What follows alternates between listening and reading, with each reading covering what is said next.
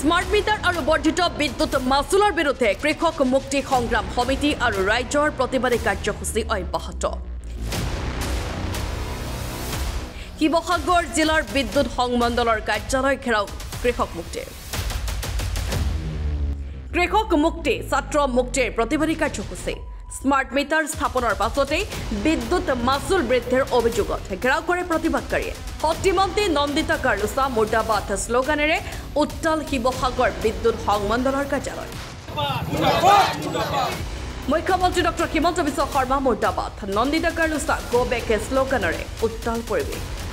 বিষয়া ঠিকাদাৰ মিলি সাধাৰণ জনতাক লুণ্ঠনৰ অভিযোগ কৃষক মুক্তিৰ। শীঘ্ৰে বিদ্যুৎ মাচুল হ্ৰাস আৰু স্মাৰ্ট মিটাৰ বন্ধ নকৰিলে প্ৰতিবাদ অব্যাহত ৰখাৰ হুংকাৰ কৃষক মুক্তিৰ। সমিতি আৰু ছাত্ৰ মুক্তি সংগ্ৰাম সমিতিৰ সৰ্বসাধাৰণ ৰাইজে শিৱসাগৰ বিদ্যুৎ বিভাগৰ কাৰ্যালয়ৰ সন্মুখত আজি প্ৰতিবাদ সাব্যস্ত কৰিছোঁ। প্ৰতিবাদ সাব্যস্ত কৰাৰ মেইন লক্ষ্যটোৱে হ'ল যে কাৰণটোৱে হ'ল যে মুখ্যমন্ত্ৰী হিমন্ত বিশ্ব শৰ্মাই সৰ্বসাধাৰণ জনসাধাৰণৰ ঘৰৰ সন্মুখত এখন টোলগেট লগাই দিছে। সেই টোলগেটখনৰ জৰিয়তে জনসাধাৰণক লুণ্ঠন কৰিছে।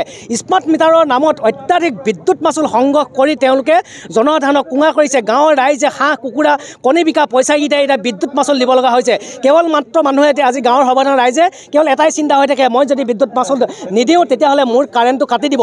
গতিকে আমি আজি এই স্মাৰ্ট মিটাৰৰ জৰিয়তে যি অত্যাধিক বিদ্যুৎ মাচুল সংগ্ৰহ কৰা কাৰ্যসূচী তেওঁলোকে লৈছে, এই স্মাৰ্ট মিটাৰৰ জৰিয়তে অত্যাধিক বিদ্যুৎ মাচুল সংগ্ৰহ কৰা কাৰ্যসূচী বন্ধ কৰক, স্মাৰ্ট মিটাৰ বন্ধ কৰক।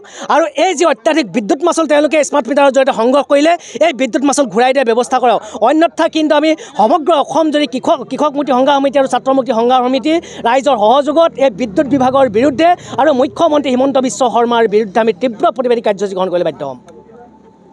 বৰ্তমান সময়টোত কিদৰে লুণ্ঠন চলাইছে এই ইলেক্ট্ৰিচিটি বিভাগৰ জৰিয়তে অৰ্থাৎ স্মাৰ্ট মিটাৰৰ জৰিয়তে সমগ্ৰ অসমৰ জনসাধাৰণক এক ব্যাপকভাৱে লুণ্ঠন চলাইছে। যি স্মাৰ্ট মিটাৰত বিগত সময়ত 400 টকাৰ এটা বিল আহিছিলে, আজিৰ সময়টোত বৰ্তমান সেই 400 টকাৰ ঠাইত আজি এক মাহৰ বিল হয় 800 বা 1500 টকালৈকে হোৱা দেখা গৈছে।